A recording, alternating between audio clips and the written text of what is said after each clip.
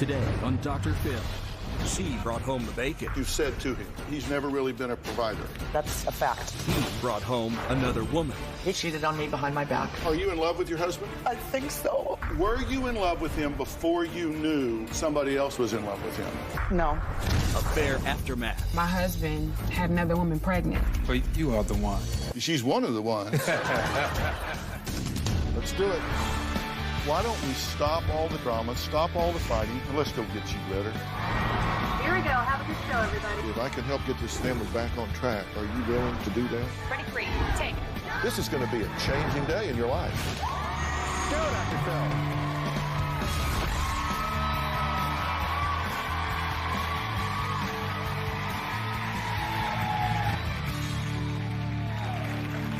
Well, she calls him sauce, he calls her sexy. Now, this sounds like a couple in love, right? Well, not really. It's a man and his mistress. And his wife discovered their affair when she found his secret cell phone filled with hundreds of racy text messages and naked pictures. Take a look. My husband of 15 years cheated on me behind my back. My husband has never had a decent job. I've always been the leader and provider financially in this home, and he had the nerve to go and cheat on me. About January of this year, I could see a big change in Jeff. He seemed different, and I knew in my heart it was a woman. I became obsessed with looking online at his phone bill every single day. There was a number that popped out to me. I called the number myself and hung up when I heard the woman answer, so now I had to get into more undercover work. I went to his car and found the phone. Saw a couple texts. They had nicknames for each other that sucked. Horrible. She called him Sauce, which makes me sick. He called her sexy. There was close to 500 pictures on the telephone. 90% of them were of her. A lot of naked pictures. There was a handful of Jeff, a couple that were naked. It's made me physically, emotionally ill, and I don't know what to do about it. Well, April's husband, Jeff, says it's not his affair that ruined their relationship. Their marriage was rocky way before that. This marriage has been a roller coaster the last several years. I have been the provider almost from day one. There was a good 3 years that I made over $1.2 million.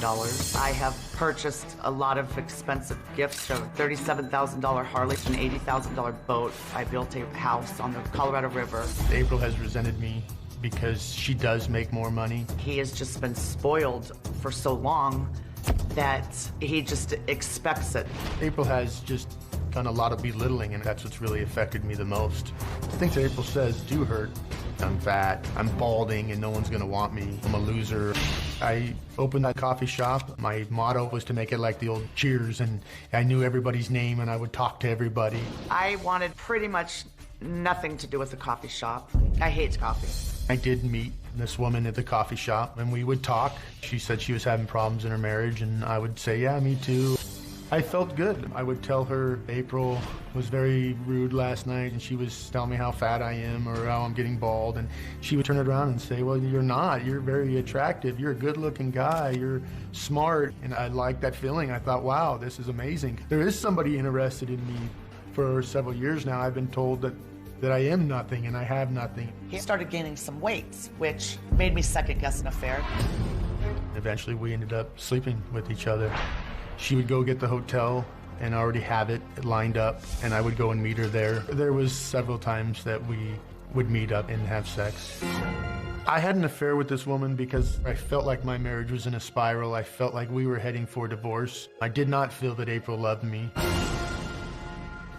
You guys are here for a reason, and sometimes I think people at home maybe don't think about this, but you sat down and wrote a letter, and you decided to come here, and you have an objective when you came here.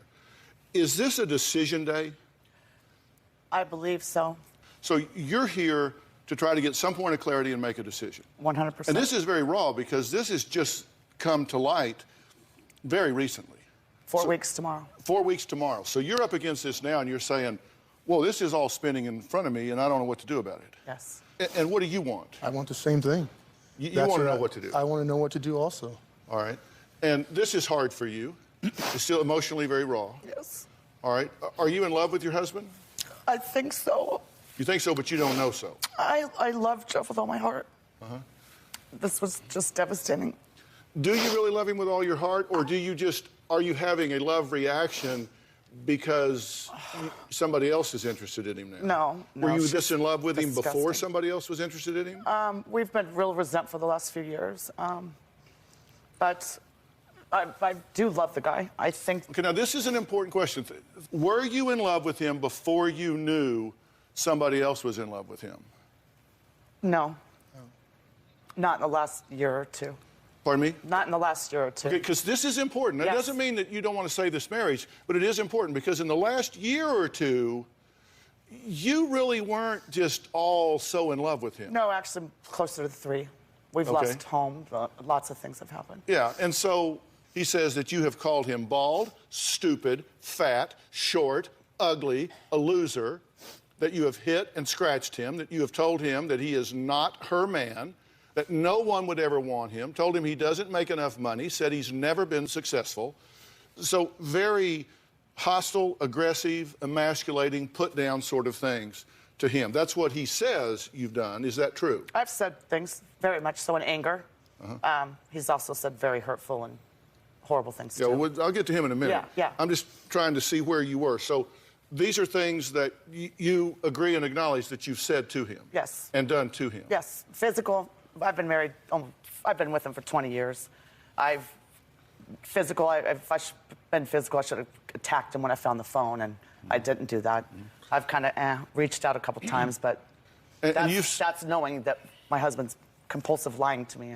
And you said that you make all the money. Which was true. Right. And that he's never really been a provider. That's a fact. And as I'm reading through these, those to me sound like very emasculating sort of things that are very condescending and emasculating. Sure. Okay, and what effect did these things have on you? Well, obviously, it changed the way I felt about her. And it hurt me inside. It would hurt. And that's probably why I did what I did. No, it's not why you did what you did. Well, you did what you did because you made a choice to turn away from your partner outside the marriage and take up with somebody else instead of manning up and dealing with the issues inside your marriage. So, I mean, you got to own that decision. She didn't make you do what you did. You did what you did, correct. And you have to own that. So there are no correct. victims here. That's correct. You made a choice, and you went and did it. Yeah. Now, next But in April... my defense, I would not have done what I did if we had that perfect marriage. There's I wouldn't no have been defense. out There's no looking out. justification. You should have left. Well, so you are saying it's her fault? No, I'm not blaming her. I'm just saying if we had this perfect marriage, I don't think I would have done what I did. Well, you're contradicting yourself. You're saying, I'm not blaming her. I'm just saying, if she hadn't done what she did, I wouldn't have done what I did. I got you. So you are saying that it's because of her. And look, I'm just telling you, I understand. if you don't own it, we're done.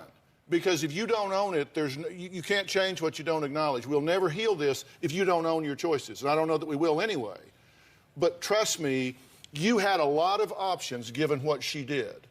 That is correct. A lot of options other than going off and having a clandestine relationship with somebody outside your marriage. That's correct. She didn't, you did, so don't put it off on her. That's All right, next, April found hundreds of racy texts and images on Jeff's cell phone, but it was one picture that sent her over the edge. You'll find out what when we come back.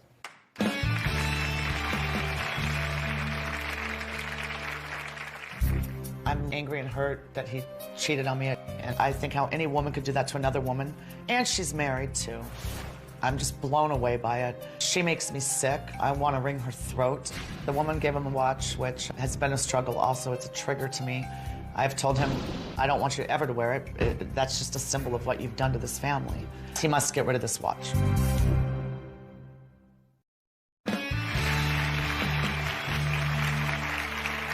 Well, I guess April and Jeff lived the high life for years. April made millions. They drove expensive cars, took fancy vacations, lived in a mansion on a hill. But April's perfect world came crashing down a month ago when she found Jeff's secret cell phone. April does check my phone all the time. She does go online and see who I'm calling. So this woman got me a phone so we could communicate back and forth without using my normal phone. So then the texting became more and more, and then there was sexual innuendos, and then we started sending some naked photos back and forth of each other. The worst picture that affected me was the picture of her fully clothed, standing in my kitchen. This is where the photo was taken, which makes me disgusted and sick to my stomach. He let this scumbag come into my home. What hurts me the most was that she was in my house. I feel like I was raped by her. What do you think you should do at this point? Are you convinced that this relationship is over? I think without some serious changes, absolutely. When my industry crashed, when the mortgage industry went down, so I went from making $1 million a year to under $100,000. And meanwhile, I bought this coffee shop that we've lost about $800,000. We had it for 5 years, and he went there every day, made horrible income because we couldn't pay payroll, let alone him. I hated it, but he still had the happy life. He's a cheerleader, and this is where he also met this loser. It finally closed in July of this year. We also bought our home that we're in today in June. And it's crazy to me that he was having this affair as we were buying another home together. Why didn't you leave first? I think I have a beautiful 13-year-old son. And I do love Jeff, but he has to be a provider. He has to be a provider at this point, whether I make $100,000 or $1 million. I don't want to be in the control seat. I've been that way the whole time, and it's so old to me. I don't want to do it anymore. But you've defined it that way from the beginning. From the beginning. And you've taken kind of a parent-child position with him from the beginning. And children grow up and rebel. I mean, that's the reason that I always tell married couples, parent-child relationships don't work. I know. I've traced your relationship back from the very beginning. I wrote it down. You have judged him from day one. You said, this is not the kind of guy I want. You said he was short, he was too young, he was dysfunctional. That wasn't from day one, but when I met him, he lived in a tent trailer in his uncle's backyard working for a family-owned pawn shop and made low income but free rent type of thing. And I was a struggler. I was young. Became best friends. We eventually moved out together, and it was like, Jeff, you need to not work for the uncle's pawn shop anymore. It doesn't make sense because it's far. And so he did. We made about the same amount. We made about the same for a minute. There was no. I was probably in the 40,000 range, and you were still about. It's 20. not about the money. You said the first time you kissed him, you thought, oh, my God, I'm going to break his heart. Yes, absolutely. He wasn't my type of guy that I typically went for. He was younger than me. I never, ever went for a younger person. A couple years younger. It's not crazy. But we established a friendship. I also never did that before. But he came from dysfunction. I came from dysfunction and suicide. He came from suicides. It was like, wow, you're normal. So I had this friendship thing that, wow, how are you normal? I want to be normal, too. Do you want to be in this relationship with her? I do. Now, you said that quickly, but do you really? Because we asked you a lot of questions leading up to this, and I heard a lot of, gee, I don't know. And you say here, sitting in front of her, you do, but that isn't what I heard you saying as we asked you a lot of questions. I heard a lot of, I don't know. I do, but I feel that things need to change in order for that. Why did you say I do when I asked you? Why did you give me half of a truth? Because I think deep down inside I do. I do want it to work. Am I leery of that? Yes, I am kind of leery. Then why aren't you saying, look, guys, this is your time. This is your moment. If you guys don't tell me the truth, we're wasting our time. And you're not being honest here. You're saying, oh, I don't blame her, but look what she made me do. I had to go through 4 times to get you to see I am blaming her. Come on, you own this. You made the choice, do it. I say, do you want this marriage? I do. Now, wait a minute. That's not what you said. What you said is, if she continues to browbeat me the way she has, time and again, and emasculate me and put me down and demean me, then hell no, I don't want to be in a relationship like that. That's the truth. So you get here in front of her and you get clay-footed and say, oh, yes, I do. Good little boy, I'm in front of mommy. Yes, I do. That's not the truth. That's true. You are a very controlling woman. You are a very proud woman. You make a lot of money. You buy the cars. You buy the houses. You do this. I've always made more money. He says, we made the same amount of money. Well, maybe for a minute. Really? Are you, I mean, you're just pretty proud of the way you turned out, aren't you? No, absolutely not. I'm just sick of doing it for as long as I have. because right now the times aren't good. We're $50,000 in credit card debt. He has this Harley that he just has a sense of entitlement. But this is not about Harleys. This is not about boats. This is not about cars. Yeah, you're right. You're right. I don't care about material things. I would get rid of any material things, but the material things that I've purchased for him, I'm not selling my Harley. At one point, he said, I would divorce you before I'd sell my Harley. Dude, we're $50,000 in credit card debt. You're making no money right now. You're in training. I'm making hardly anything, and I'm paying $1,000 in interest on these credit cards a month. Sell the Harley. When you make money, go buy yourself a Harley.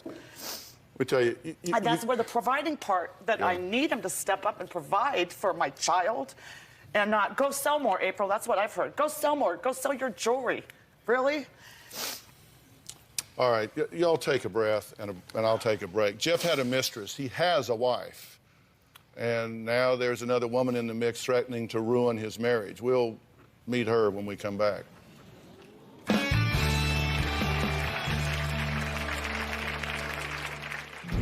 April has gotten physical several times with me. It's always been when she has been drinking. There's been times where I was actually sleeping and she came in the room and she was mad and she started punching me and scratched my face. When April drinks, she does get verbally abusive. She would lash out more. She says she feels sorry for me. She's gonna find somebody and I'll never find anybody. She would drink sometimes to where she would actually fall. There were several times she would just drink until I would have to put her to bed, passed out. Well, Jeff says his wife's drinking and verbal abuse have gotten completely out of hand in recent years, but April says their marriage is on the rocks because of his affair. Not because of her drinking, not because of her abuse, not because of anything that she does. So what do you say about all that? You got a drinking problem? I absolutely could have a drinking problem. In the last several months, I stopped during the week. You would absolutely say I have a drinking problem. Then I would just kind of do it on the weekends, but I escalate when I drink. I drink a lot, and it used to be social and fun. And the last several months, it became anger, verbal abusive. I think in the back of my mind, I knew that something wasn't right. Well, why don't you quit doing that? I have. Well, in the last 30 days since this has happened, I didn't run to drinking at all. I think the drinking's not a problem. I'm done with drinking. But immediately, the attitude started and the disrespect started as soon as the drinking started taking effect. Listen, you don't. Pouring alcohol on raw emotions Right. is like pouring gas on a fire. Sure. You don't need to be anesthetizing your inhibition centers right now. You just don't need to do that. And look, it probably seems like I'm pushing both of you really hard right now. It's just I know where we're going, and I know what you need to do to make clear decisions here. And that's why I'm telling you, look, you've just got to be completely honest with yourself. I think, I'll just tell you what I think. You can decide that I'm wrong. You don't need to agree with me. Anything that I say that won't withstand challenge, throw it out. It's okay. I mean, I'm not the repository of all knowledge. I'm going to tell you what I think. I could be wrong. I'm not, but I could be. On this, you think you married beneath you when you married him. I believe that to the core of my soul. I mean, everything you've said, he wasn't what I was looking for. He's not my type. I made more money all along. I bought him this coffee shop to make him feel like a man. How condescending is that, even if it's true? I mean, even if you believe that. I mean, these things but that is a marital problem. This infidelity, that is at a whole different level. You have a relationship marital problem that needs to be worked out. That's at this level. The infidelity is at this level.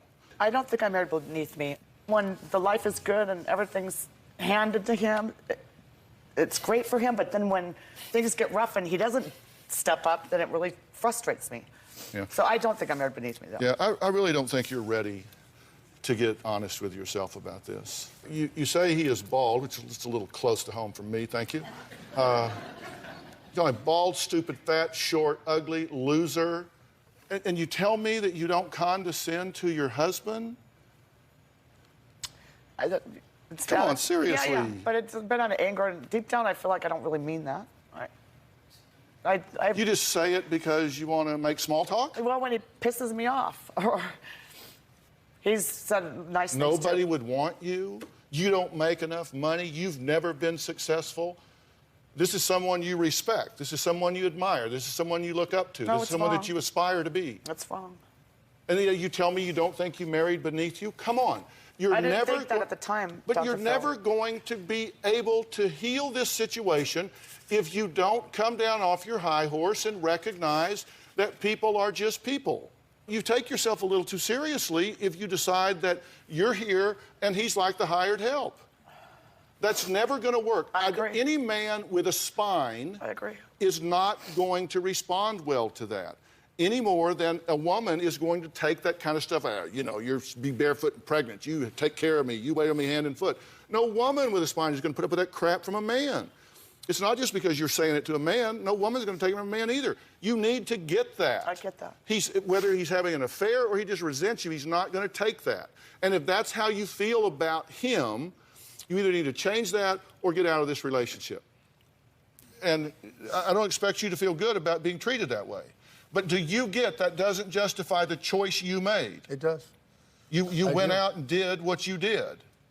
And that you could have dealt with this completely differently. Correct. And until she understands completely and fully that you get what you did to her when you did that, she will never get over this. Well, I said there's another woman that wants to blow this deal up. That's her mother. That's April's mother. You're going to hear what she has to say about this when we come back. Plus, April says she has 5 non-negotiables. We're going to find out what those are when we come back.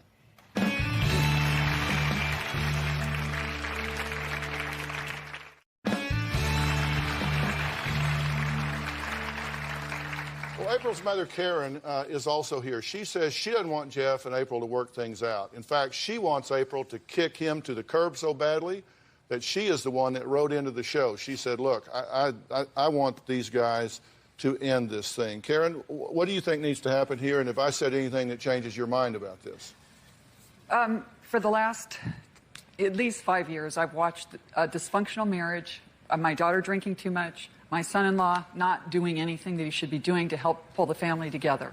In my opinion, this relationship is doomed. Mm-hmm. You don't think it should be saved? If it could be saved, maybe I'm a little pessimistic, but the damage that has been done, my daughter has not just found out her husband's been cheating on her for close to a year. She had the pictures of it. She had the messages back and forth. She has pictures of this woman in her house. And she tries to put it aside. I don't know if she can.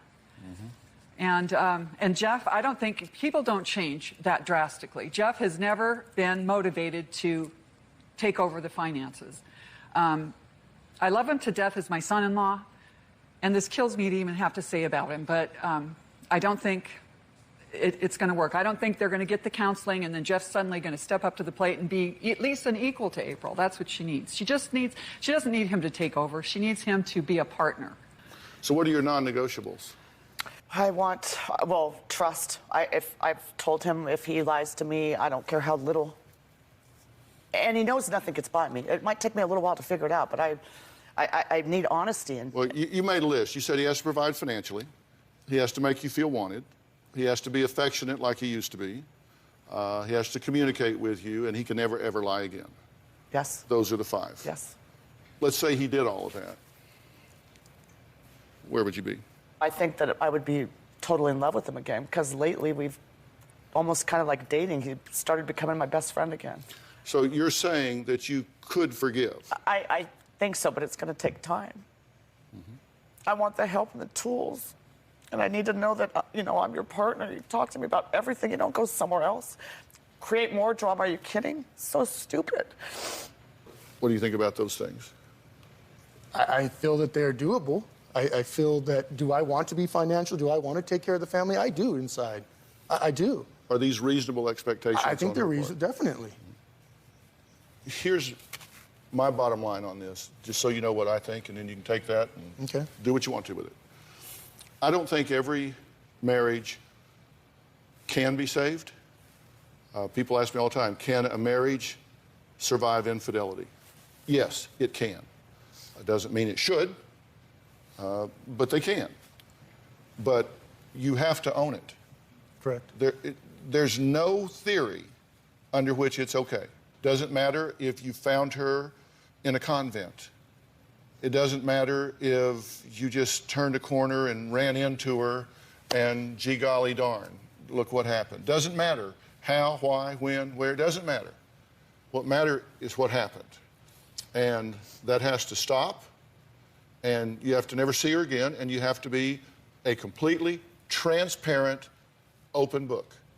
You have to be a complete picture window. You have to be accountable because trust has to be earned back.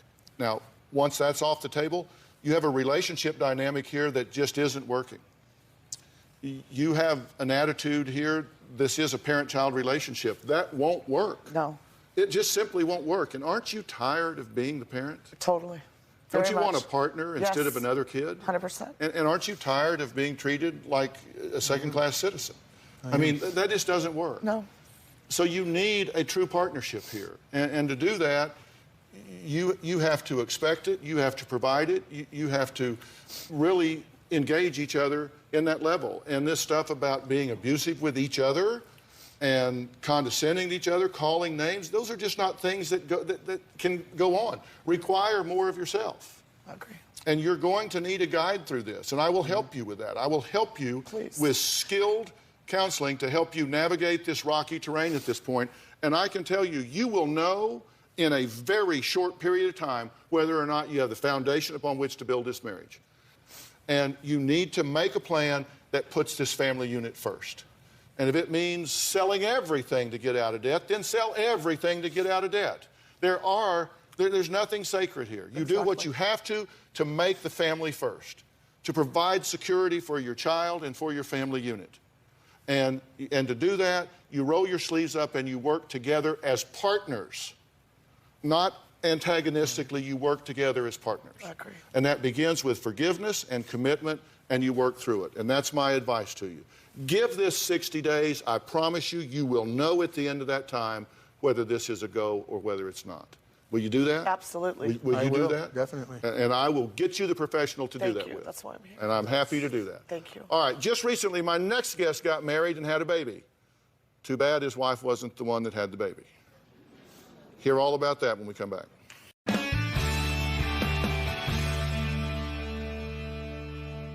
When we were saying our vows, I thought, I can't believe this is happening. I'm the luckiest girl in the world, but then all my dreams were shattered.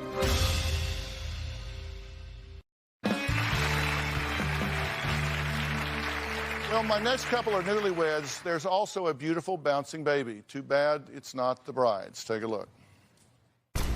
When I married Juwan, I thought I was marrying the love of my life. When we were saying our vows, I thought, I can't believe this is happening. I'm the luckiest girl in the world, but then all my dreams were shattered.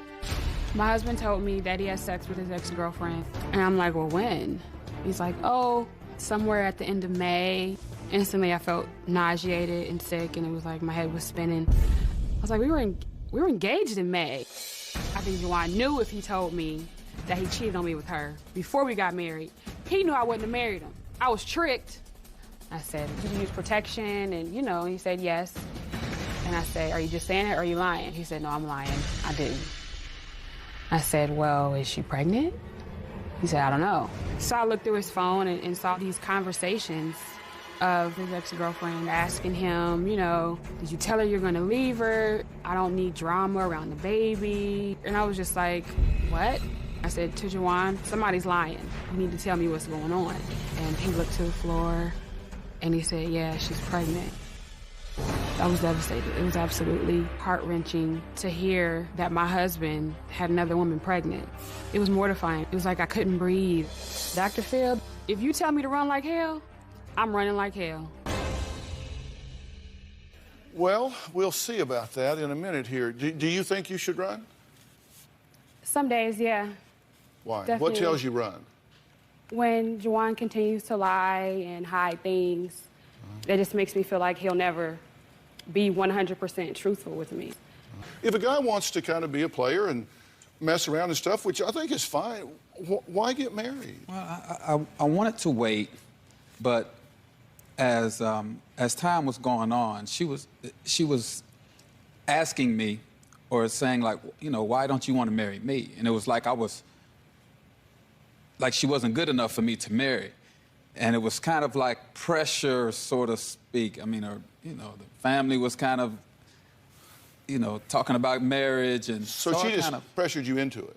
So That's a cop-out. That's definitely. Wait a minute, I decided to marry her. But I just under wanted pressure. It was a little bit. It's a little bit of pressure. If she had not brought it up and pressured you, would you be married today? Today we probably wouldn't be married today. Definitely wouldn't be married today. He's absolutely right. I wouldn't do that to myself, to live in that type of... But he's saying if you hadn't pressured him to marry you, he wouldn't be married to you today. I can't pressure someone to do something that they don't want to do. That is an excuse, and I'm not buying it. No. Really? Absolutely. Okay, when y'all met, were you involved in relationships with someone else? Yes. What was your status? I was engaged. And what was your status? I was married. So you were engaged and you were married. Right. And so y'all were cheating with each other. My engagement ended. So technically, Juwan was cheating. I was not. He's cheating with you. Right. So you were seeing a married man. Correct. So why would you be surprised when he cheated on you? I always...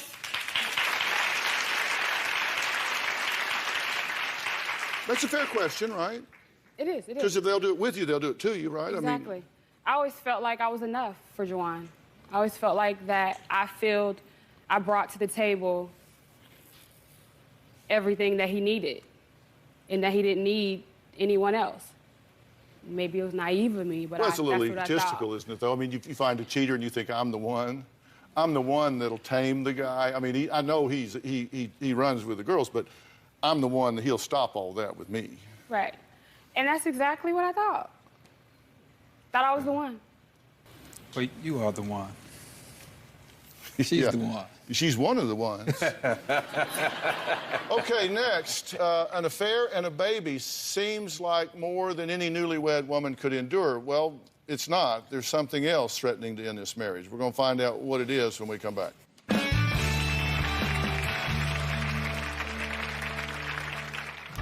Part of my reasoning for cheating was because I was angry with her. Very upset she was holding out sexually. I took her holding out sexually on me personally. During that time when I was in that mindset, I went and cheated with my ex-girlfriend. I can't justify having an affair. I messed up, unfortunately.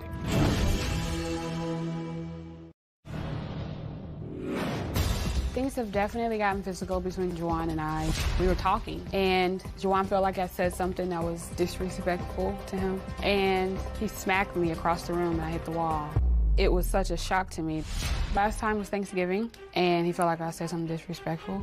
We had gotten into it, and he choked me, and I honestly thought he was gonna kill me. Well, Sharnae and Juwan have been married just over a year. Just weeks into that marriage, Sharnae found out Juwan had slept with an ex and fathered a child. Now, recently, things have escalated, according to Sharnae, into physical violence, and they want to know if they should stay with this relationship or shut it down. Have you gotten upset with her and hit her? Yes, I have. And did you get upset with her and choke her? Yes, I have. And you did have a baby with an ex. Yes, I did. Which was cheating on her. So do you have a question for me? Just a straight out question? My question is, should I run like hell? Yes. I run like hell. Yes. Do you have a question for me? Is there anything that I save our marriage? You are a high-risk candidate at this point. He's very high risk. And I'm going to tell you why. You asked me straight up, I answered you one word, yes. He's very high risk. He's cheated on you before you were even down the aisle, right?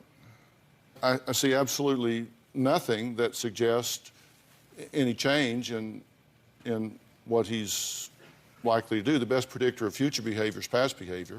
If you want to know what he's going to do in the future, look at what he's done in the past. Barring some major intervening event, he's very likely to continue his pattern of the past, which means He's cheated with you. He's cheated with the wife that he cheated on you with. He's cheated with you. He's cheated everybody. He doesn't finish one before he goes to the next, so he's probably very likely going to continue that in the future.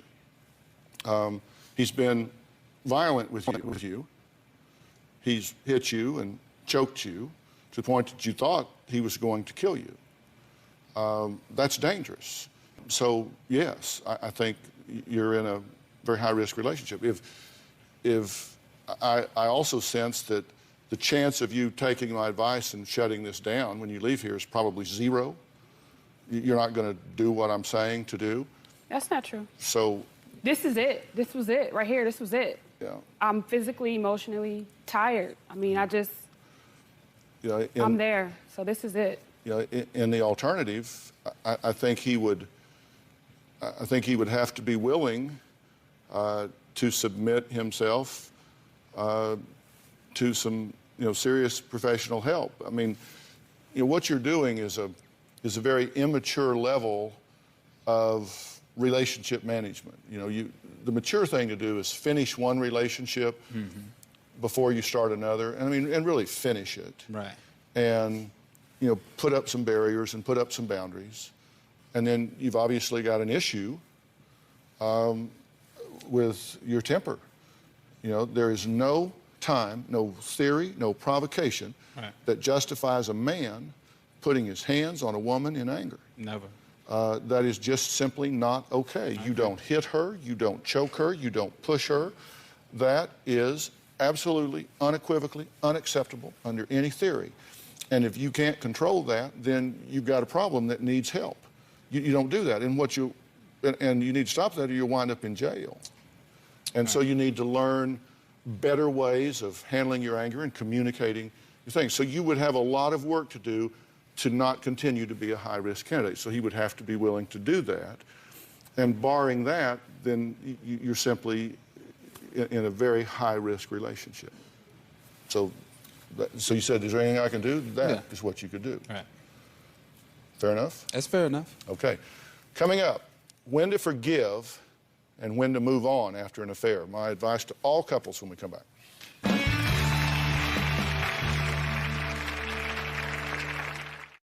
If you're in a relationship and there has been infidelity, there has been an affair, I always get asked, how do we know whether we move on or whether we try to resolve this? Look, you've got to sit down and negotiate this. Everything in a relationship is negotiated. You've got to ask yourself, do I have it within me to forgive my partner for making a really bad choice? Now, part of that is going to be a function of what you get from the other side. They have to be willing to completely end a relationship. That means no more contact whatsoever. They've got to be willing to be a complete open book. They ran it off in the ditch. They got to do whatever it takes to get it back up on the road and in a healthy way. And you've got to say, look, I don't want this to be a life sentence for them or for me. If you can never let it go, then that's going to be a problem for you and for them. So ask yourself, if I can't forgive this, if I can't start over, then it's not good for either one of you. So you've got to sit down, you've got to talk about it. And if you need help, get help. Go to your pastor, go to a counselor, do what you have to get somebody to come in and counsel you and calm things down. Don't quit while the emotions are raw. Don't quit while it's really hurting inside. Work through it. Give your feelings a voice. You're talking about a relationship that's meant a lot to you. It's worth the work. And then when you get through with that work, you just can't get past it, okay. But know that you've done the work. And if there are kids involved, you owe it to them to do the hard work. So just think about that. I want to thank all of my guests that were here today. If you find yourself in the middle of an affair and you want information on how to save your marriage, go to drphil.com. There'll be resources there and a lot more than what we've talked about today. I'll see you on Twitter. I'll see you on Facebook. I'm always there. I look at your comments, so I do like to hear from you. Thanks for being here. So long.